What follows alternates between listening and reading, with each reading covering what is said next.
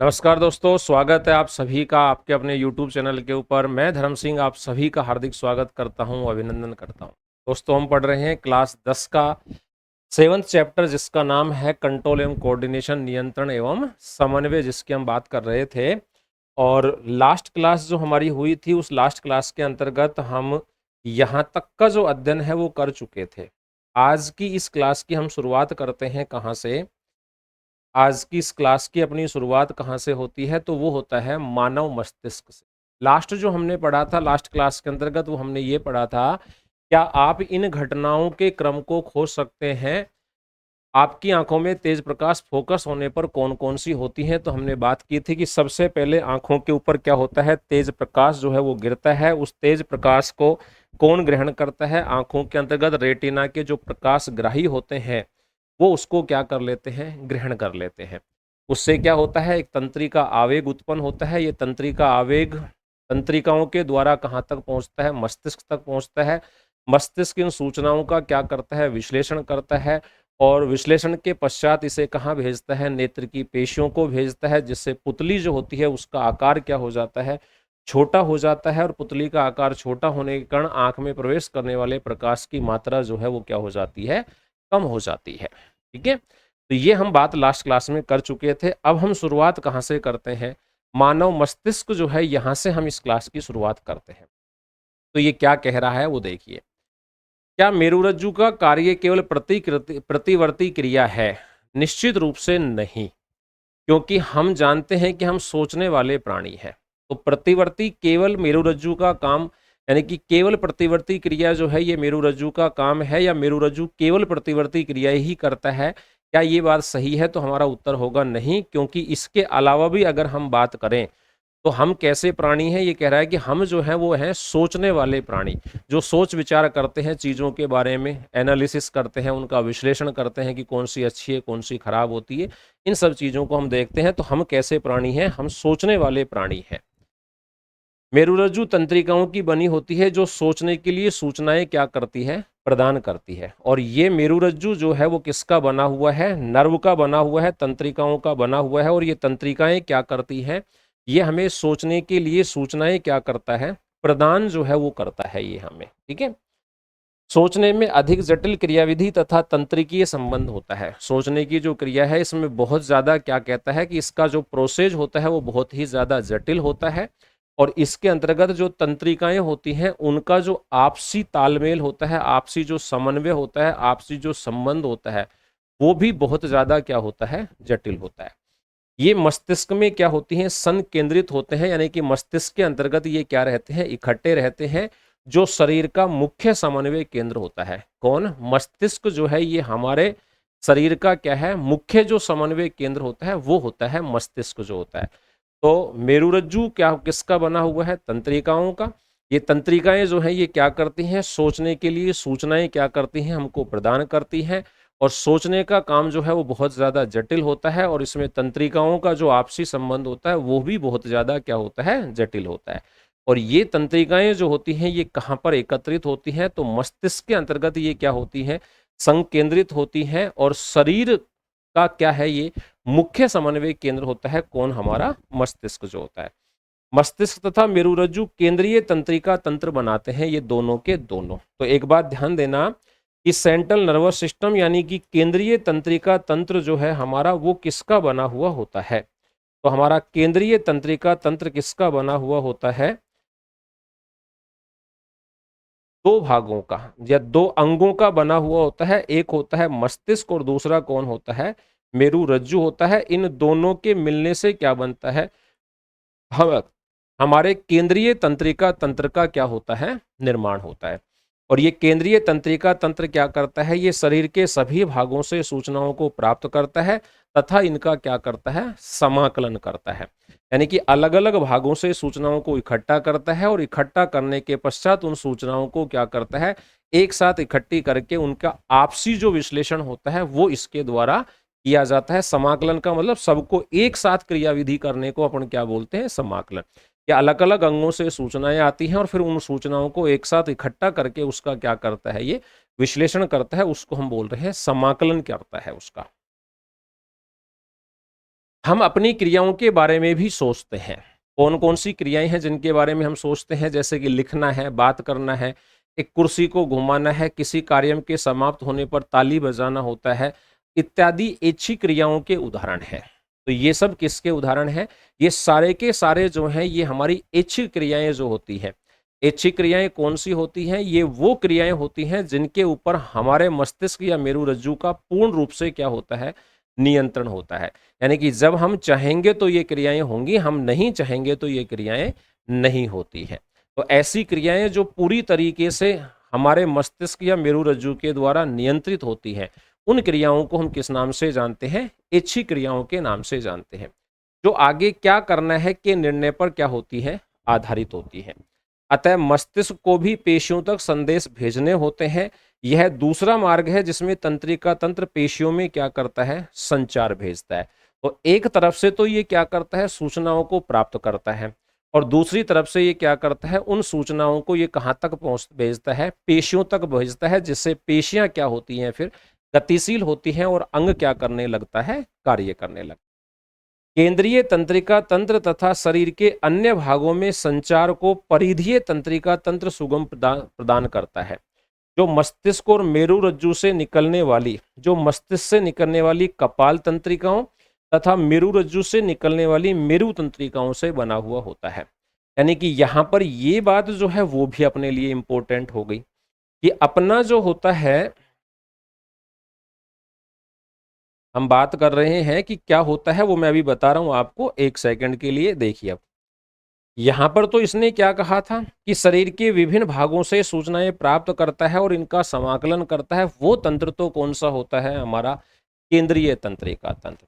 और केंद्रीय तंत्रिका तंत्र को जो सूचनाएं प्राप्त होती हैं वो किसकी सहायता से प्राप्त होती है? तो केंद्रीय तंत्रिका तंत्र तक या फिर शरीर के अन्य भागों तक सूचनाओं को भेजने का या सूचनाओं को लाने का जो कार्य है वो कौन सा तंत्र करता है? हमारा परिधीय तंत्रिका तंत्र करता है। और इस परिधीय तंत्रिका तंत्र का निर्माण जो होता है वो किससे होता है? मस्तिष्क और मेरुरज्जु से निकलने वाली जो तंत्रिकाएं होती हैं उनके द्वारा। कपाल से यानी कि मस्तिष्क से निकलने वाली तंत्रिकाओं को हम बोल रहे हैं कपालीय तंत्रिका, और मेरुरज्जु से निकलने वाली तंत्रिकाओं को हम क्या बोल रहे हैं? मेरु तंत्रिकाएं जो होती हैं उन नाम से इसको जाना जाता है। तो यहाँ पे अपन कुछ बातें जो हैं वो अलग से लिख लेते हैं। जैसे क्या लिख लेते हैं? एक तो अपने पास आया एक शब्द जिसको अपन ने नाम दिया केंद्रीय तंत्रिका तंत्र।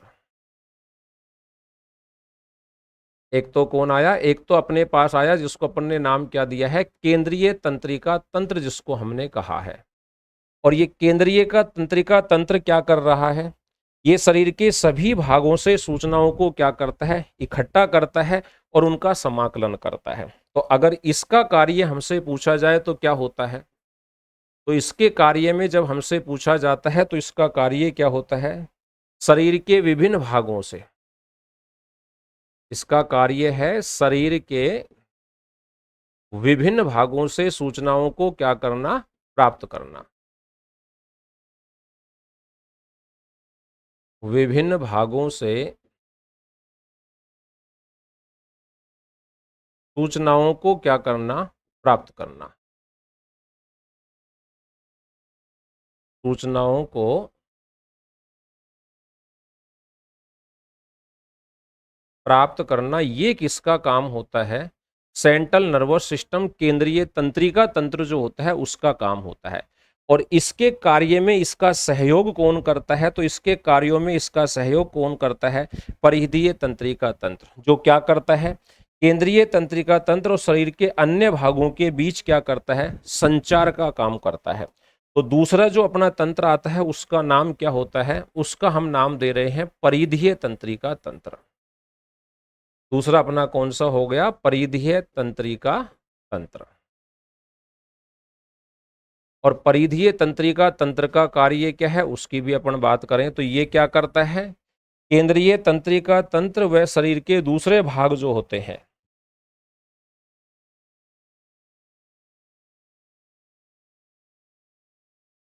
केंद्रीय तंत्रिका तंत्र व शरीर के दूसरे भागों के बीच शरीर के दूसरे भाग या अंग भी लिख सकता हूं, दूसरे भागों के मध्य।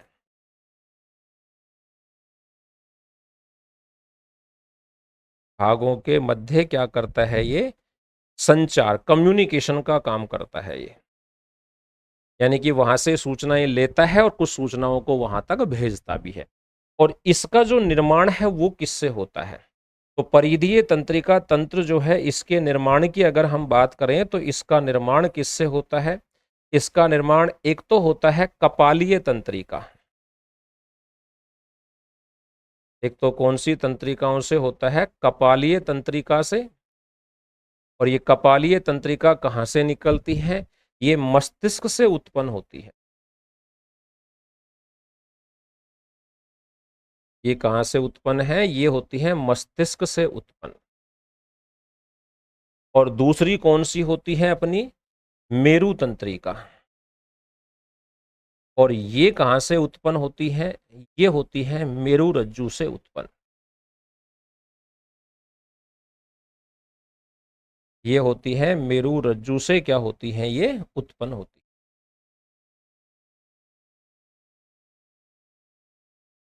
ठीक है, इसको शॉर्ट में मैंने इस साइड में लिख दिया है जो कि यहां पर लिखा हुआ है। उसके बाद बात करते हैं अपन। इस प्रकार मस्तिष्क में हमने सोचने की अनुमति तथा सोचने पर आधारित क्रिया करने की अनुमति क्या करता है? प्रदान करता है। जैसा आपको संभावना होगी, यह एक जटिल अभिकल्पना द्वारा मस्तिष्क के विभिन्न भागों से जो विभिन्न आगत एवं निर्गत सूचनाओं को, आगत और निर्गत का मतलब वे सूचनाएं जो मस्तिष्क तक जाती है, और दूसरा होता है निर्गत, वे सूचनाएं जो मस्तिष्क से निकलती है। तो आगत सूचनाओं का मतलब क्या है यहां पर? आगत सूचनाओं का मतलब होता है यहां पर मस्तिष्क की तरफ गति करने वाली जो सूचनाएं होती है। ये किधर जाती हैं? ये जाती हैं दूसरे भागों या अंगों से। ये दूसरे भागों या फिर अंगों से किधर जाती हैं? दूसरे भागों या अंगों से किधर जाती है? मस्तिष्क की ओर जाती है। किधर गति करती है? ये मस्तिष्क की ओर गति करती है। और निर्गत सूचनाओं का मतलब क्या है? जो दूसरा शब्द आया है वो कौन सा है? निर्गत सूचना। और निर्गत सूचनाएं क्या है अपनी? ये होती हैं जो मस्तिष्क से, ये कहां से जाती हैं? ये मस्तिष्क से शरीर के भागों या अंगों की ओर, शरीर के भागों या फिर अंगों की ओर क्या करती हैं? गति करती है।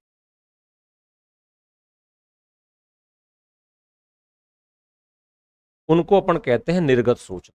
ठीक है, सूचनाओं को समाकलित करने के लिए उत्तरदायी है, यानी कि पूरा किया जाता है। मस्तिष्क में इस तरह के तीन मुख्य भाग होते हैं। यानी कि मानव का जो मस्तिष्क होता है, उस मानव के मस्तिष्क में कितने भाग होते हैं? तीन मुख्य भाग होते हैं, या फिर कह सकते हैं तीन क्या होते हैं, मेन जो क्षेत्र होते हैं वो पाए जाते हैं मानव के मस्तिष्क में। और वो कौन कौन से होते हैं? तो उनका नाम है, एक को हम बोलते हैं अग्र मस्तिष्क, दूसरे को हम बोलते हैं मध्य मस्तिष्क, और तीसरे को हम किस नाम से जानते हैं? पश्च मस्तिष्क जो होता है, इस नाम से हम उनको जानते हैं। तो इन सब कार्यों को करने के लिए मानव का जो मस्तिष्क होता है उसके कितने भाग होते हैं? उसके तीन भाग हो गए, अग्र मस्तिष्क, मध्य मस्तिष्क, और तीसरा कौन सा होता है? पश्च मस्तिष्क। मानव मस्तिष्क के ये कितने भाग होते हैं? तीन भाग जो होते हैं वो देखने को मिलते हैं। कैसा होता है हमारा मस्तिष्क? तो मस्तिष्क का डायग्राम जो है वो आपको दिखाई दे रहा है। कौन कौन से भाग होते हैं? ये वाला जो भाग होता है ये मस्तिष्क का अग्र भाग होता है, जिसको अपन बोलते हैं अग्र मस्तिष्क। उसके पश्चात ये वाला जो भाग होता है ये है मध्य मस्तिष्क, जो बीच में दिखाई दे रहा है। और सबसे लास्ट वाला जो भाग होता है ये वाला, इसको हम किस नाम से जानते हैं? पश्च मस्तिष्क जो होता है इस नाम से जाना जाता है। तो अग्र मस्तिष्क, मस्तिष्क का सबसे आगे वाला भाग जो होता है वो मध्य अग्र मस्तिष्क, बीच में जो स्थित होता है ये वाला भाग, इसको अपन बोलते हैं मध्य मस्तिष्क। और फिर लास्ट का जो ये भाग होता है, जैसे यहाँ पर ये आपको दिखाई दे रहा है या फिर ये वाला भाग आपको दिखाई दे रहा है, ये दोनों भाग किसके अंतर्गत आते हैं? ये दोनों भाग आते हैं अपने पश्चिम मस्तिष्क जो होता है उसके अंतर्गत। और अगर हम बात करें कौन से भाग की, तो ये वाला जो भाग आपको दिखाई दे रहा है ये कौन सा होता है? हमारा मध्य मस्तिष्क होता है। और इसके अलावा मैं बात करूं तो ये वाला जो भाग आपको दिखाई दे रहा है ये कौन सा भाग होता है? हमारा ये वाला जो भाग आपको दिखाई दे रहा है ये वाला कौन सा है? हमारा अग्र मस्तिष्क जो होता है ये दिखाई देता है। इस अग्र मस्तिष्क के अंतर्गत ये वाला जो भाग है इसको अपन क्या बोल रहे हैं? प्र मस्तिष्क जो होता है इस नाम से क्या किया जाता है? इसको जाना जाता है। तो हमारे मस्तिष्क के ये अलग अलग क्या होते हैं? भाग होते हैं जो आपको दिखाई दे रहे हैं। ठीक है, ये वाला भाग। तो इस तरीके से हमारा मस्तिष्क जो होता है वो अलग अलग भागों में क्या होता है? विभाजित होता है। तो मानव मस्तिष्क के तीन मेन भाग होते हैं, अग्र मस्तिष्क, मध्य मस्तिष्क और ये वाला जो भाग होता है जो ब्लू कलर से दिखा रखा है ये कौन सा होता है? हमारा पश्चिम मस्तिष्क वाला भाग होता है ये जो है। तो इस तरीके से मानव मस्तिष्क के कितने भाग हो जाते हैं भाई? तीन भाग जो हैं वो दिखाई देते हैं। चलें आगे की तरफ। चलो आगे बढ़ते हैं थोड़ा सा। ठीक है, मैं इनको अलग अलग कर देता हूं ताकि आपको सारे भाग जो हैं वो स्पष्ट रूप से क्या हो जाएंगे? ये दिखाई दे जाते हैं।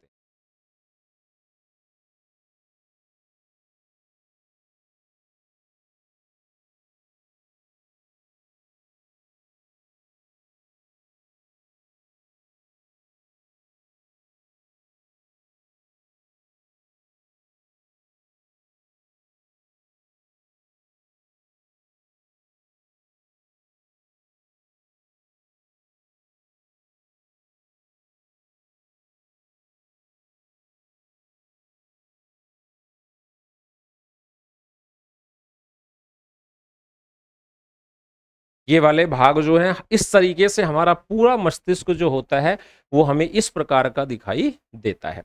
अब इनकी बात अपने को करनी है कि क्या-क्या है। तो देखिए, अपन बात कर रहे हैं सबसे पहले मस्तिष्क का मुख्य सोचने वाला जो भाग होता है वो कौन होता है? अग्र मस्तिष्क होता है। मस्तिष्क का मुख्य सोचने वाला जो भाग है वो कौन है? अग्र मस्तिष्क। मानव मस्तिष्क का मुख्य सोचने वाला जो भाग होता है वो कौन होता है? अग्र मस्तिष्क जो है ये मानव मस्तिष्क का सबसे मुख्य भाग होता है। और इसमें होता क्या है? इसमें विभिन्न ग्रही से संवेदी आवेग सूचनाएं प्राप्त करने के लिए क्षेत्र होते हैं। यानी कि इसमें होता क्या है? हमारे शरीर के अलग अलग भागों से सूचनाओं को प्राप्त करने के लिए क्या होते हैं? इसके अंतर्गत कुछ क्षेत्र या एरिया जो होते हैं वो इसके अंतर्गत पाए जाते हैं, जो मस्तिष्क के अलग अलग भागों से सूचनाओं को क्या करते हैं? ग्रहण करते हैं।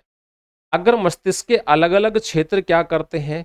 कोई सुनने का कार्य करता है, कोई सूंघने का कार्य करता है और कोई देखने के लिए क्या होता है? विशिष्टीकृत होता है।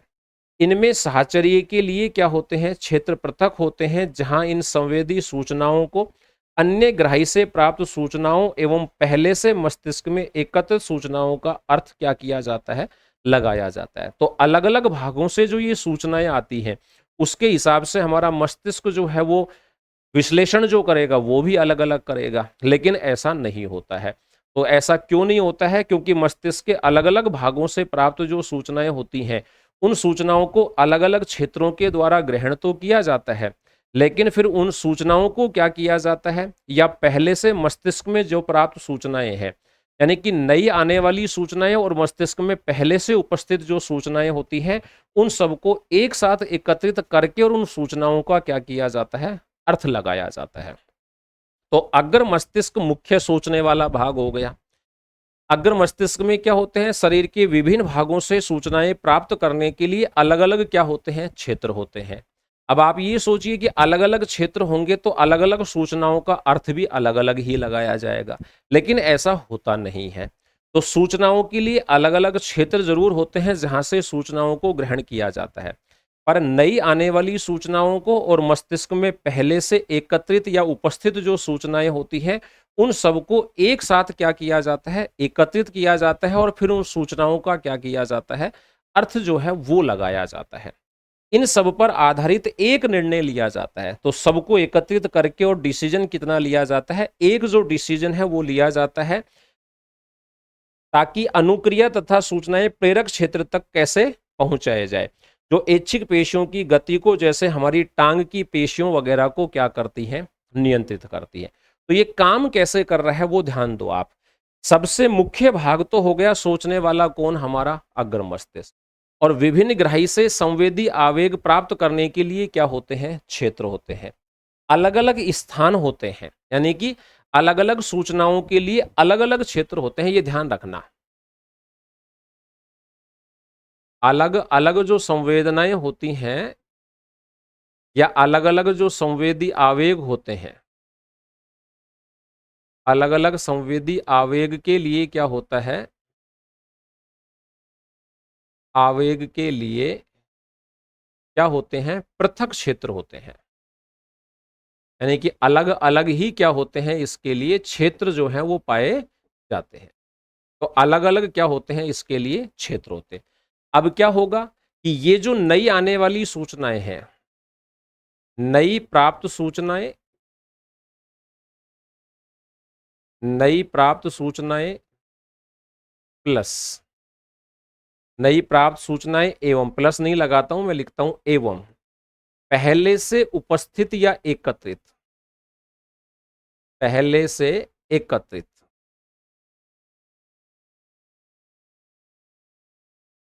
सूचनाओं को क्या किया जाता है,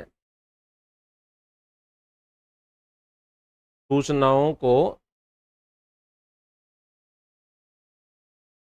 एक साथ, सूचनाओं को एक साथ, सूचनाओं का, को की जगह कर देता हूं सूचनाओं का, सूचनाओं का क्या किया जाता है, सूचनाओं का एक साथ एक अर्थ निकाला जाता है, एक साथ एक अर्थ क्या किया जाता है, निकाला जाता है।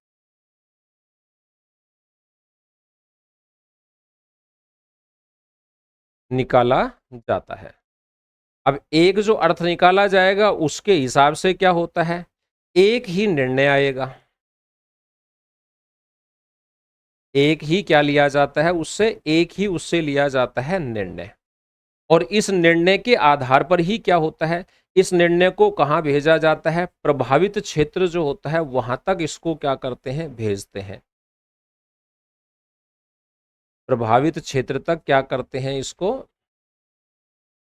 क्षेत्र को भेजना। और जब ये वहां पर पहुंचता है तो फिर क्या होता है, ये प्रभावित क्षेत्र में जाएगा और वहां की पेशियों को ये क्या कर देता है, गतिशील कर देता है। और वहां की पेशियों में क्या होती है, गति देखने को मिलती है। यानी कि सिंपल सी भाषा में अगर अब मैं इसको कहूं तो हमारा अग्र मस्तिष्क जो होगा वो मुख्य सोचने वाला भाग हो गया। ये मुख्य सोचने वाला भाग जो होता है इसमें अलग अलग स्थान से प्राप्त होने वाली सूचनाओं के लिए अलग अलग क्षेत्र होते हैं। लेकिन अग्र मस्तिष्क क्या करता है, नई आने वाली जो सूचनाएं हैं और पहले से जो इसके पास उपस्थित या एकत्रित जो सूचनाएं हैं ये उनको एक साथ मिलाकर क्या करता है, उनका एक अर्थ निकालता है।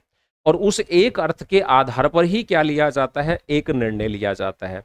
फिर उस निर्णय को क्या करता है, ये दूसरे प्रकार की जो तंत्रिकाएं होती हैं उनकी सहायता से ये उनको प्रभावित क्षेत्र जो होता है वहां तक उनको भेजता है। और वहां पर वो उस अंग की या उस भाग की पेशियों को क्या करता है, गतिशील, जिससे क्या होता है, कार्य हमें होता हुआ दिखाई देता है। इस तरीके से ये पूरा जो है वो क्या करता है, कार्य करता है। हालांकि प्रकृति में कुछ संवेदन देखने और सुनने से अधिक जटिल हैं। जैसे हम कैसे पता लगता है कि हम पर्याप्त भोजन खा चुके हैं, हमारा पेट पूरा भर गया है। अब ये कह रहा है कि अलग अलग क्रियाएं जो होती हैं ना वो अलग अलग तरीके से होती हैं।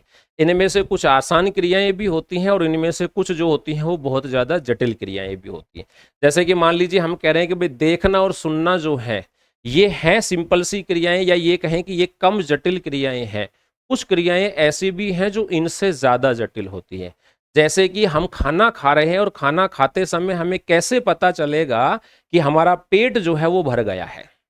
ये हमें कैसे पता चलेगा कि हमारा पेट जो है वो भर गया है? तो ये सूचनाएं भी तो मस्तिष्क तक ही पहुंचती हैं, तभी तो हम खाना खाना क्या कर देते हैं, बंद कर देते हैं। तो इसको जानने के लिए क्या होता है, एक भूख से संबंधित क्या होता है, केंद्र भी होता है, जो अग्र मस्तिष्क में क्या होता है, एक अलग ही भाग होता है। मानव के मस्तिष्क का नामांकित चित्र जो है, इसका क्या कीजिए, अध्ययन कीजिए। हम देख चुके हैं कि विभिन्न भागों के लिए क्या होते हैं, विशिष्ट कार्य होते हैं। अब ये कह रहा है कि अपने अध्यापक से परामर्श करके प्रत्येक भाग के कार्य का क्या कर सकते हैं, हम पता जो है वो लगाया जा सकता है। तो जैसे मान लीजिए मैं आपको बताता हूं कि भाई हमारा मस्तिष्क जो है उसके कौन कौन से भाग है। तो ये हमारा अग्र मस्तिष्क है। अग्र मस्तिष्क का एक जो भाग है वो तो कौन है, हमारे पास प्रमस्तिष्क होता है। और जैसे हमने कहा भूख का जो केंद्र होता है वो कहाँ होता है, तो भूख का केंद्र होता है हमारा ये वाला भाग, जिसको हम क्या कहते हैं, हाइपोथैलेमस। तो भूख के लिए, प्यास के लिए ये वाला केंद्र होता है, भूख प्यास के लिए होता है ये वाला केंद्र। और ये होता है हमारा किसका भाग, पश्चिम मस्तिष्क जो होता है उसका भाग होता है। तो अलग अलग भागों के कार्य भी क्या होते हैं, अलग अलग ही होते हैं। तो देखना और सुनना थोड़ी सी जटिल क्रियाएं हैं, जबकि भूख का पता लगाना, प्यास का पता लगाना कि हमको प्यास लग रही है, हमको भूख लग रही है, या हमने पानी पी लिया, ये मस्तिष्क को सूचना कैसे मिल रही है, या हमने खाना खा लिया, पेट भर गया है, ये सूचनाएं मस्तिष्क तक कहाँ जा रही है। तो इनके लिए मस्तिष्क में एक अलग से केंद्र होता है, और उस केंद्र का नाम क्या होता है, उस केंद्र का नाम होता है हाइपोथैलेमस, जो हमारे भूख, प्यास, प्रेम, घृणा, ईर्ष्या, खुशी ऐसी क्रियाओं को क्या करता है, वो कंट्रोल करता है, या उससे संबंधित सूचनाएं जो हैं वो इस भाग तक पहुंचाई जाती है। आइए प्रतिवर्ती शब्द का दूसरा उपयोग भी देखते हैं, जैसा कि हमने प्रारंभ में क्या की थी, चर्चा की थी। जब हम किसी भी ऐसे खाद्य पदार्थ को देखते हैं जिसे हम पसंद करते हैं, तो अनायास ही हमारे मुंह में क्या हो जाता है, पानी आ जाता है। हृदय स्पंदन के बारे में हम न भी सोचें तब भी यह होता है। वास्तव में इनके बारे में सोचकर या चाहकर भी आसानी से हम इन क्रियाओं पर कोई नियंत्रण नहीं कर सकते हैं। यानी कि भोजन को देखकर हमारे मुंह में पानी आना, इसको हम चाहें तो भी कंट्रोल नहीं कर सकते हैं। इसी तरीके से जैसे हृदय का धड़कना है, इसको हम चाहकर भी कंट्रोल नहीं कर सकते हैं। या फिर जैसे पैर में कांटा चुभने पर पैर का उठना है, उसको भी हम चाहकर कंट्रोल नहीं कर सकते हैं। तो कुछ क्रियाएं ऐसी भी होती हैं जिनको हम चाहकर भी कंट्रोल नहीं कर सकते हैं। उन्हीं क्रियाओं का तो हम नाम क्या देते हैं, प्रतिवर्ती क्रियाओं के नाम से उनको हम जानते हैं। इन क्रियाओं पर नियंत्रण नहीं कर सकते हैं। क्या हमें सांस लेने के लिए या भोजन को पचाने के लिए सोचना पड़ता है या फिर याद करना पड़ता है? तो आप खुद देखो, सांस लेने के लिए आपको कोई भी क्रिया करने की जरूरत नहीं है। ना आपको सांस लेने के लिए सोचना पड़ रहा है, ना फिर आपको भोजन का डाइजेशन जो हो रहा है उसके लिए सोचना पड़ रहा है कि लो भाई मैंने तो एक रोटी जो है वो जबरदस्ती खा ली है, अब मैं इसको नहीं पचाऊंगा, मम्मी ने जबरदस्ती खिला दी थी। तो क्या हम उसको ऐसा कंट्रोल कर सकते हैं? हम चाहकर भी उसको कंट्रोल नहीं कर सकते हैं। तो ये कुछ ऐसी क्रियाएं होती हैं जिनके ऊपर हमारा कोई नियंत्रण नहीं होता है। तो ऐसी क्रियाओं को हम किस नाम से जानते हैं? अनैच्छिक क्रियाओं के नाम से जानते हैं। और इनमें भी कुछ क्रियाएं ऐसी हैं जिनको सोचने विचारने की जरूरत नहीं पड़ती है। तो फिर उन क्रियाओं को हम किस नाम से जानते हैं? प्रतिवर्ती क्रियाओं के नाम से उसको जाना जाता है। ठीक है ना। तो जैसे हृदय का स्पंदन है या फिर सांस लेने की क्रिया है, ये तो हो गई हमारी अनैच्छिक क्रिया। जैसे भोजन को, स्वादिष्ट भोजन को देखकर अनायास मुंह में पानी आ जाना है, या गर्म वस्तु को छू जाने पर अचानक से हमारे हाथ का हट जाना है, या कोई तेज आवाज सुनने पर हमारे मुंह का खुल जाना या चीख निकल जाने की क्रिया होती है। कांटा चुभने पर या सुई चुभने पर पैर के उठ जाने की क्रिया होती है। ये कौन सी क्रियाएं होती हैं? हमारी प्रतिवर्ती क्रियाएं होती हैं। तो हमें सांस लेने के लिए या भोजन को पचाने के लिए सोचना या याद करना पड़ता है, तो हम कहेंगे ऐसा हमें कुछ भी करना नहीं पड़ता। अतः सामान्य प्रतिवर्ती क्रिया, जैसे कि पुतली के आकार में परिवर्तन होना। पुतली हमारी आंखों के अंतर्गत प्यूपिल जो होता है, जो प्रकाश की मात्रा को कंट्रोल करता है, उसका आकार जो होता है वो अपने आप घटता है, अपने आप बढ़ता है, उस पर हमारा कोई कंट्रोल नहीं होता है। तथा कोई सोची हुई क्रिया, जैसे कि कुर्सी को खिसकाना के मध्य एक और पेशी गति का सेट होता है जिस पर हमारे सोचने का कोई नियंत्रण नहीं होता है। तो जैसे इसने दो क्रियाएं लिख दी कि भाई पुतली हमारी आंखों में जो होती है उसका आकार बदलता है, घटता है या बढ़ता है, इसके ऊपर हमारा कोई कंट्रोल नहीं है। लेकिन कुर्सी को खिसकाना ये हम चाहेंगे तो ही होगा, इस पर हमारा क्या है, पूरी तरीके से नियंत्रण होता है। ये कह रहा है कि इन दोनों क्रियाओं के बीच में क्या होता है, एक ऐसी गति का सेट पाया जाता है जिस पर हमारे सोचने का भी कोई नियंत्रण नहीं होता है। इन क्रियाओं को हम किस नाम से जानते हैं, इन क्रियाओं को हम कहते हैं अनैच्छिक क्रिया। और अनैच्छिक क्रियाओं में से कई जो हैं वो किसके द्वारा कंट्रोल होती हैं, मध्य मस्तिष्क के द्वारा, या फिर किसके द्वारा कंट्रोल होती हैं, पश्च मस्तिष्क जो हमारा होता है उसके द्वारा कंट्रोल होती है। तो यहां पर अपन ये भी लिख देते हैं कि भाई अनैच्छिक क्रियाएं जो होती हैं उनका नियंत्रण किसके द्वारा किया जाता है, मध्य मस्तिष्क, कुछ का मध्य मस्तिष्क के द्वारा होता है और कुछ क्रियाओं का कंट्रोल जो है वो किसके द्वारा होता है, पश्च मस्तिष्क जो होता है उसके द्वारा होती है, कुछ क्रियाएं जो है ये कंट्रोल होती। तो कुछ का नियंत्रण मध्य मस्तिष्क के होता है और कुछ का नियंत्रण किससे होता है, पश्च मस्तिष्क के। ये सभी अनैच्छिक क्रियाएं जैसे कि कौन है, रक्तदाब है, लार का आना है, वमन यानी कि उल्टी होती है, ये पश्च मस्तिष्क में स्थित एक सेंटर होता है जिसका नाम होता है मेडुला ओब्लांगेटा। तो कौन कौन सी क्रियाएं, जैसे कि ब्लड प्रेशर की हमने बात की, लार के आने की हमने बात की और उल्टी की हमने बात की, ये किसके द्वारा कंट्रोल हो रही है, पश्च मस्तिष्क में स्थित एक सेंटर होता है जिसका नाम क्या होता है, मेडुला ओब्लांगेटा जो होता है उसके द्वारा क्या होती हैं ये तो कंट्रोल। कौन कौन सी, ब्लड प्रेशर है, लार का आना है और उल्टी जो है, ये तो पश्च मस्तिष्क के अंतर्गत स्थित मेडुला ओब्लांगेटा के द्वारा नियंत्रित होती। कुछ क्रियाएं जैसे कि कौन कौन सी है, जैसे कि सीधी रेखा में चलना है, साइकिल चलाना है, एक पेंसिल को उठाना है, इन पर भी अब हम क्या करते हैं, विचार करते हैं कि ये क्रियाएं कौन कौन सी होती है। ये पश्च मस्तिष्क में स्थित भाग अनुमस्तिष्क द्वारा ही संभव है। तो इनका कंट्रोल कौन करता है, इनका कंट्रोल होता है पश्च मस्तिष्क में स्थित दूसरे भाग जिसका नाम क्या होता है, अनुमस्तिष्क होता है, उसके द्वारा क्या होती है, कंट्रोल होती है। जो ऐच्छिक क्रियाओं की परिशुद्धता तथा शरीर की संस्थिति तथा संतुलन के लिए क्या होता है, उत्तरदायी होता है। कौन, पश्च मस्तिष्क का भाग जिसका नाम क्या होता है, अनुमस्तिष्क। अनुमस्तिष्क जो होता है इसके लिए कौन कौन से काम हो गए, तो अनुमस्तिष्क के लिए काम कौन कौन से हो गए उनको हम यहां पे देखें तो कौन कौन से काम हो गए, ऐच्छिक क्रिया, कौन सा काम हो गया इसका, ये ऐच्छिक क्रियाएं जो होती हैं उनसे संबंधित भाग हो गया ये। तो ये ऐच्छिक क्रियाओं से संबंधित क्या हो गया, भाग, ऐच्छिक क्रियाएं। और ऐच्छिक क्रियाओं के अलावा और क्या काम हो गया, ऐच्छिक क्रियाओं के अलावा शरीर का संतुलन बनाना, क्या हो गया, और शरीर का संतुलन। और संतुलन के साथ साथ क्या करता है, संस स्थिति जिसको अपन बोल रहे हैं, सम स्थिति जिसको अपन बोल रहे हैं, समन्वय करता है। यानी कि संतुलन और समन्वय दोनों काम जो होते हैं वो किसके द्वारा होता है, अनुमस्तिष्क के द्वारा।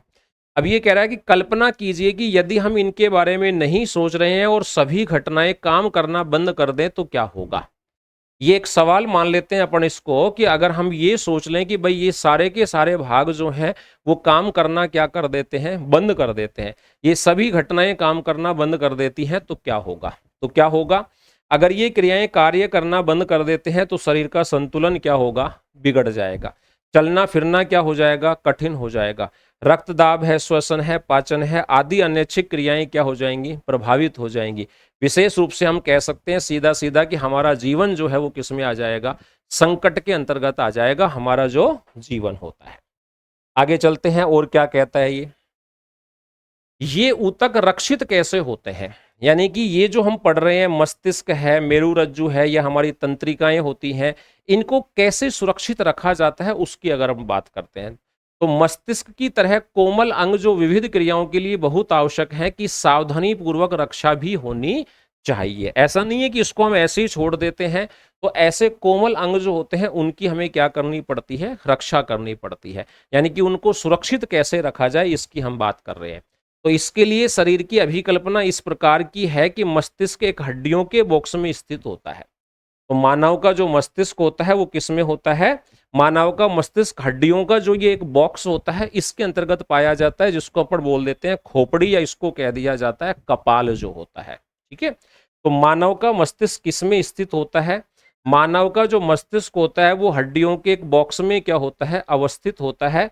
और उस बॉक्स का नाम क्या होता है? तो उस बॉक्स को अपन नाम देते हैं कपाल, या फिर क्या कहा जाता है उसको? खोपड़ी बोल देते हैं। इसको क्या बोल देते हैं? इसको अपन बोल देते हैं कपाल, या फिर इसको क्या कह दिया जाता है? खोपड़ी जो होता है उस नाम से हम इसको क्या करते हैं? जानते हैं। तो मानव का मस्तिष्क कपाल या खोपड़ी के अंतर्गत क्या रहता है? सुरक्षित रहता है। बॉक्स के अंदर क्या भरा होता है? एक तरल पूर्ण। बॉक्स के अंतर्गत तरल पूर्ण एक गुब्बारे में क्या होता है? मस्तिष्क होता है, जो प्रघात अवशोषक क्या करता है? उपलब्ध कराता है। यानी कि इस बॉक्स के अंतर्गत भी क्या है? इस बॉक्स के अंतर्गत भी क्या भरा हुआ है? एक तरल पदार्थ जो होता है, यहाँ पे लिखा हुआ है क्या भरा होता है? एक तरल पूर्ण एक गुब्बारे के रूप में होता है। तो ये तरल पूर्ण जो गुब्बारा होता है इसको अपन क्या नाम देते हैं? तो इस तरल का नाम होता है प्रमस्तिष्क मेरु द्रव कहा जाता है इसको। इस नाम से जानते हैं इसको? प्रमस्तिष्क मेरु द्रव जो होता है इस नाम से इसको क्या किया जाता है? जाना जाता है। यदि आप अपने हाथ को कमर के मध्य के नीचे ले जाएं तो आप एक कठोर उभार वाली संरचना अनुभव करेंगे। क्या कह रहा है? कि आप अपने हाथ को कहां ले जाओ? यहां पीछे की तरफ बीच में ले जाओ, तो यहां पर बीच में क्या होगा? आपको एक कठोर जो है संरचना आपको दिखाई देगी। और इस कठोर संरचना का नाम क्या होता है? इस कठोर संरचना को कहा जाता है कशेरुक दंड, या इसको क्या बोलते हैं? रीढ़ की हड्डी। और ये कशेरुक दंड या रीढ़ की हड्डी जो है ये किसकी सुरक्षा करती है? तो ये कशेरुक दंड या रीढ़ की हड्डी किसकी सुरक्षा करती है? उसकी मेरु रज्जु की। यानी कि मस्तिष्क की सुरक्षा के लिए तो कौन हो गया? कपाल या खोपड़ी। और इस कपाल और खोपड़ी के अंतर्गत भी क्या भरा हुआ है? एक लिक्विड, एक तरल जो है वो भरा हुआ है एक गुब्बारे जैसी संरचना में। और उस तरल का नाम क्या हो गया? प्रमस्तिष्क मेरु द्रव उसका नाम हो गया। अब मेरु रज्जु की रक्षा के लिए क्या होता है? तो मेरु रज्जु की रक्षा के लिए हमारा पीठ वाला जो हिस्सा होता है इसके बीच में एक कठोर संरचना पाई जाती है, जिसको अपन बोल देते हैं कशेरुक दंड या रीढ़ की हड्डी। और वो किसकी सुरक्षा करती है? हमारे मेरु रज्जु जो होता है उसकी सुरक्षा करती है। तो मेरु रज्जु की सुरक्षा के लिए तो हो गई रीढ़ की हड्डी यानी कि कशेरुक दंड, और मस्तिष्क की सुरक्षा के लिए कौन होता है? कपाल होता है, खोपड़ी होता है, और उसके अंतर्गत क्या भरा होता है?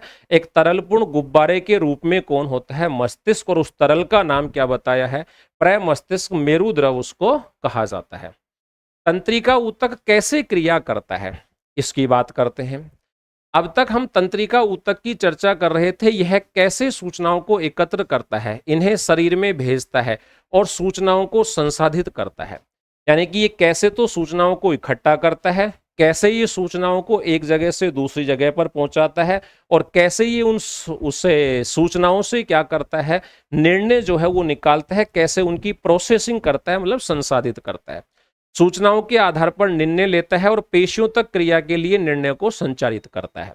यानी कि अब हम किस किस की बात करेंगे? अब हम बात करेंगे कि कैसे ये सूचनाओं को क्या कर रहा है? इकट्ठा कर रहा है। एक तो हम बात करेंगे इसकी, ये सूचनाओं को कैसे एकत्रित करता है। दूसरी हम बात करेंगे ये सूचनाओं को उन शरीर में भेजता कैसे है। तीसरी हम बात करेंगे कि ये सूचनाओं को संसाधित कैसे करता है, मतलब उसकी प्रक्रिया जो है वो कैसे होती है। उसके बाद ये सूचनाओं के आधार पर निर्णय जो है वो किस प्रकार से लेता है, और पेशियों तक इन क्रियाओं के लिए कैसे भेजा जाता है ताकि वो निर्णय जो है उसकी वजह से क्रियाशील हमको दिखाई दे।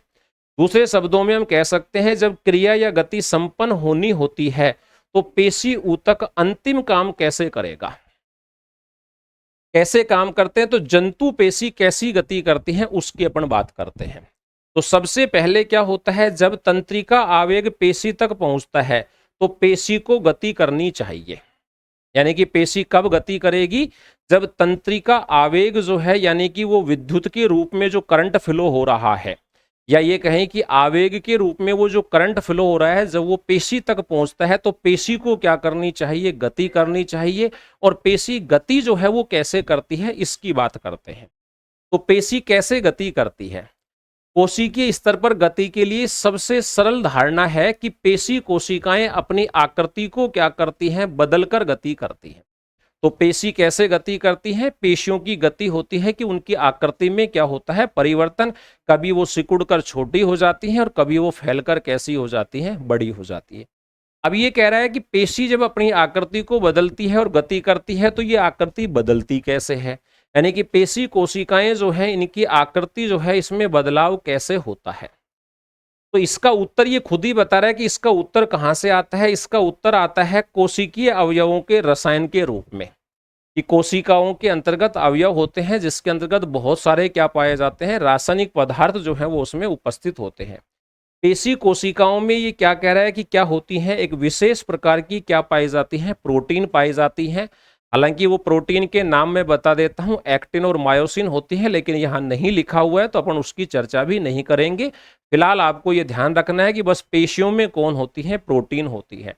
प्रोटीन के नाम आप अपनी तरफ से याद रख सकते हो कि एक जो प्रोटीन होती है, ये जो पेशियों में प्रोटीन पाई जाती है वो कौन सी होती है, एक होती है एक्टिन प्रोटीन और एक होती है मायोसिन। ये दो नामों की प्रोटीन जो होती है ये पेशियों के अंतर्गत क्या होती हैं, पाई जाती हैं, जो पेशियों को क्या कराती हैं, गति कराती हैं, जो उनकी आकृति तथा व्यवस्था दोनों को ही क्या कर देती हैं, बदल देती है। कोशिकाओं में यह तंत्रिका विद्युत आवेग की अनुक्रिया के फलस्वरूप होता है। जब यह घटना होती है तो इन प्रोटीन की नई व्यवस्था पेशी को क्या करती है, एक नई आकृति प्रदान कर देती है। और जैसे ही आवेग यानी कि विद्युत आवेग खत्म होता है, इस प्रोटीन की पुरानी व्यवस्था जो होती है वो पेशियों को वापस से पूर्व स्थिति में ले आती है। तो कैसे गति करती हैं, मेनली हम कह सकते हैं कि अंग जब अंगों तक सूचनाएं पहुंचती है तो अंग कैसे गति करते हैं, तो अंगों को गति कराने में सहायता करती हैं पेशियां। और पेशियों की गति किसकी वजह से होती है, पेशियों की गति होती है पेशियों में पाई जाने वाली जो प्रोटीन होती है उनकी वजह से। पेशियों में कौन कौन सी प्रोटीन होती है, तो पेशियों में होती है एक्टिन और मायोसिन प्रोटीन। होता क्या है कि जब वो तंत्रिकीय विद्युत आवेग जो है वो पेशियों तक पहुंचता है तो पेशियों में पाई जाने वाली प्रोटीन जो होती है उसकी एक नई व्यवस्था हो जाती है, और उस नई व्यवस्था के कारण पेशियों की आकृति क्या हो जाती है, बदल जाती है। और जब वो विद्युत आवेग खत्म होता है तो प्रोटीन अपनी पुरानी वाली अवस्था में आती है, जिससे पेशियों की वापस से आकृति क्या हो जाती है, बदल जाती है। और उसी के कारण हमारी पेशियां जो हैं वो क्या करती हैं, गति करती है। स्मरण कीजिए जब हमने कक्षा 9 में पेशी ऊतक की चर्चा की थी तब भिन्न प्रकार की पेशियों जैसे कि ऐच्छिक पेशियां तथा अनैच्छिक पेशियां थी, उनकी हमने यहाँ पे चर्चा की थी। अब तक हमने जो चर्चा की है उसके आधार पर आपके विचार में इनमें क्या अंतर होता है, तो कौन कौन सी पेशियां होती हैं उसकी बात करते हैं। एक होती हैं अपनी ऐच्छिक पेशियां। ऐच्छिक पेशियों में क्या होता है, ये हमारी इच्छा के अनुसार क्या करती हैं, गति करती हैं। जैसे कि किसकी होती हैं, हाथ पैर की जो पेशियां होती हैं ये हमारी इच्छा के अनुसार गति करती है। और अनैच्छिक पेशियां जो होती हैं, अनैच्छिक पेशियां जो होती हैं इन पर हमारी इच्छा के बिना ही क्या होता है, कार्य होता है। जैसे कि हमारी आंत की होती है, अमाशय की होती है, रक्त वाहिनियों की होती है, या फिर हमारे हृदय की क्या होती है, पेशियां होती हैं। एक अंतर हम इनमें बता सकते हैं कंट्रोल के आधार पर कि ऐच्छिक पेशियां जो है ये मुख्यतः किसके द्वारा कंट्रोल होती हैं, अग्र मस्तिष्क जो होता है उसके द्वारा कंट्रोल होती है। जबकि अनैच्छिक जो पेशियां होती हैं ये मध्य मस्तिष्क एवं पश्चिम मस्तिष्क के द्वारा क्या होती हैं, नियंत्रित होती हैं। पढ़ा भी था हमने कि अनैच्छिक क्रियाओं का कुछ भाग जो होता है वो किसके द्वारा होता है, देखो यहाँ पे आया भी था, ये रहा। कुछ क्रियाएं कहाँ गया, वो यहाँ पे है, ये रहा। अनैच्छिक क्रियाओं में से कई मध्य मस्तिष्क के तथा पश्चिम मस्तिष्क के द्वारा क्या होती है, नियंत्रित। यानी कि ऐच्छिक पेशियों का कंट्रोल तो पूरी तरीके से कौन करता है, पश्चिम मस्तिष्क का भाग जिसका नाम होता है अनुमस्तिष्क, वो करता है। जबकि अनैच्छिक क्रियाओं पर नियंत्रण किस किस के द्वारा होता है, या तो मध्य मस्तिष्क के द्वारा होता है या फिर किसके द्वारा होता है, पश्चिम मस्तिष्क जो होता है उसके द्वारा होता है। और ऐच्छिक पेशियों का पूरी तरीके से कंट्रोल किसके द्वारा होता है, अग्र मस्तिष्क जो हमारा होता है उसके द्वारा इसको क्या किया जाता है, कंट्रोल किया जाता है। प्रतिवर्ती क्रिया तथा टहलने के बीच क्या अंतर है, दोनों में फर्क है। क्या होता है?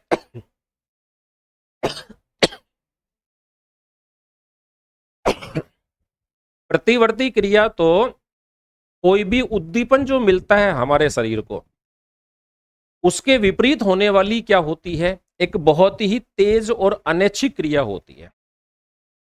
प्रतिवर्ती क्रिया तो शरीर को जो उद्दीपन मिलते हैं उस उद्दीपन के विपरीत होने वाली एक बहुत ही तेज भी कह सकता हूं उसको, अनैच्छिक और अपने आप होने वाली क्या होती है? क्रिया होती है, जो किसके द्वारा कंट्रोल की जाती है? मेरुरज्जु के द्वारा कंट्रोल की जाती है। जबकि टहलना एक ऐच्छिक क्रिया है, और इस ऐच्छिक क्रिया पर कंट्रोल कौन करता है? मस्तिष्क जो होता है उसका, अग्र मस्तिष्क जो होता है वो उसको कंट्रोल करता है। तो दोनों में ये फर्क होता है। प्रतिवर्ती क्रिया का नियंत्रण मेरुरज्जु के द्वारा होता है, और प्रतिवर्ती क्रिया क्या होती है? शरीर को मिलने वाला जो उद्दीपन होता है उसके विपरीत होने वाली एक तेज, अनैच्छिक और स्वतः अपने आप होने वाली क्रिया होती है, जो मेरुरज्जु द्वारा कंट्रोल होती है। जबकि टहलना ऐच्छिक क्रिया है, जो कि मस्तिष्क में भी किसके द्वारा? अग्र मस्तिष्क के द्वारा क्या होती है? कंट्रोल की जाती है। दूसरा सवाल है, दो तंत्रिका कोशिकाओं के मध्य अंतर ग्रंथन में क्या होता है? तो हमने बात की थी दो तंत्रिका कोशिकाओं में अंतर ग्रंथन कहाँ होता है? एक तंत्रिका कोशिका का एक्सोन का जो अंतिम सिरा होता है उसमें, और दूसरी तंत्रिका कोशिका की जो द्रुमिका यानी कि दुर्मास्म जो होता है, उन दोनों के बीच में रसायनों की सहायता से सूचनाओं का जो आदान प्रदान होता है उसको हमने क्या नाम दिया था? अंतर ग्रंथन के नाम से जाना था। तो तंत्रिका आवेग एक न्यूरॉन के एक्सोन के अंतिम सिरे तक पहुंचता है, और वहां पर क्या होती हैं? कुछ रासायनिक पदार्थ मुक्त होते हैं। वो रासायनिक पदार्थ उनके बीच में पाई जाने वाली जो दरार होती है उसको क्या कर देते हैं? पार करते हैं, और अगले न्यूरॉन के कहां तक पहुंच जाते हैं? वृच्छिका। वृच्छिका नहीं, इसको आप याद रखो, जिसको मैंने कल भी आपको एक नाम बताया था, दुर्मास्म याद रखो आप। दुर्मास में क्या करती है? एक नया विद्युत आवेग क्या कर देती है? उत्पन्न कर देती है। उसको हम क्या कह रहे हैं? अंतर ग्रंथन कह रहे हैं, उसको स्नेप्स कह रहे हैं। तो किस किस के बीच होता है ये ध्यान रखना। एक तंत्रिका कोशिका के एक्सोन के अंतिम सिरे और दूसरी तंत्रिका कोशिका का दुर्मास्म जो होता है इनके बीच में होता है। इसके द्वारा होता है? रासायनिक पदार्थों के द्वारा किया जाता है। उसके बाद मस्तिष्क का कौन सा भाग शरीर की स्थिति तथा संतुलन का काम करता है? तो वो कौन सा है? हमारा पश्च मस्तिष्क के अंतर्गत पाया जाने वाला अनुमस्तिष्क जो होता है वो करता है इस कार्य को, शरीर की स्थिति यानी कि पोस्चर और संतुलन, बैलेंस जो होता है इन दोनों को मेंटेन करने का कार्य जो है। तीसरा है, अगर हम एक अगरबत्ती की गंध का पता कैसे लगाते हैं? तो अगरबत्ती की गंध जो होती है उसका पता हम किससे लगाते हैं? हमारे नाक जो होते हैं उस नाक के अंतर्गत पाए जाते हैं कौन? घ्राणग्राही, जिसको कहा जाता है ओल फैक्टरी रिसिप्टर्स होते हैं। यानी कि गंध को ग्रहण करने वाले क्या होते हैं? कुछ ग्राही होते हैं जो उस गंध को ग्रहण करते हैं। गंध को ग्रहण करते हैं तो क्या उत्पन्न होता है? एक तंत्रिका आवेग उत्पन्न होगा, और ये तंत्रिका आवेग कहाँ तक पहुंचता है? मस्तिष्क तक पहुंचता है, और मस्तिष्क इन संकेतों की व्याख्या करके और गंध का क्या करता है? अनुभव करता है। यानी कि सबसे पहले गंध जो है वो किसके द्वारा ग्रहण होगी? तो नाक के द्वारा ग्रहण की जाती है। नाक में ग्रहण करने वाले कौन होते हैं? घ्राणग्राही होते हैं जो गंध को ग्रहण करते हैं। जैसे ही वहां पर गंध ग्रहण होगी तो वहां पर एक तंत्रिका आवेग उत्पन्न होता है, और वो तंत्रिका आवेग तंत्रिकाओं के द्वारा कहाँ पहुंच जाता है? मस्तिष्क तक पहुंचता है। मस्तिष्क में पहुंचने के पश्चात वो जो तंत्रिकाएं हैं उनको, सॉरी, जो आवेग थे, जो संकेत थे, उनकी व्याख्या होती है, या ये कहें कि उनको संसाधित किया जाता है, जहां से हमें गंध का क्या होता है? ज्ञान होता है। उसके पश्चात बात करते हैं प्रतिवर्ती क्रिया में मस्तिष्क की क्या भूमिका होती है। तो प्रतिवर्ती क्रिया के अंतर्गत मस्तिष्क जो होता है इसका क्या काम होता है वो देखते हैं। तो प्रतिवर्ती क्रिया का मेनली कंट्रोल जो है वो तो कौन कर रहा है? हमारा मेरुरज्जु कर रहा है। मस्तिष्क इस क्रिया को क्या करता है? मस्तिष्क मतलब इस क्रिया में केवल सूचनाएं मिलती है, परंतु प्रतिक्रिया देने के लिए मस्तिष्क के आदेश की प्रतीक्षा नहीं होती है, वो मेरुरज्जु खुद कर देता है इस काम को। तो प्रतिवर्ती क्रिया में मस्तिष्क की क्या भूमिका होती है, तो हम कह सकते हैं कि मस्तिष्क की लगभग ना के बराबर भूमिका होती है प्रतिवर्ती क्रिया में। प्रतिवर्ती क्रिया का मुख्य नियंत्रण जो होता है वो कौन करता है, मेरुरज्जु करता है। तो प्रतिवर्ती क्रिया का मुख्य नियंत्रण मेरुरज्जु के द्वारा होता है। मस्तिष्क को इस क्रिया की सूचना मिलती है, परंतु प्रतिक्रिया देने के लिए मस्तिष्क के आगे इसकी प्रतीक्षा नहीं की जाती है। यह प्रतिक्रिया क्या होती है, बहुत ही शीघ्र अपने आप हो जाती है।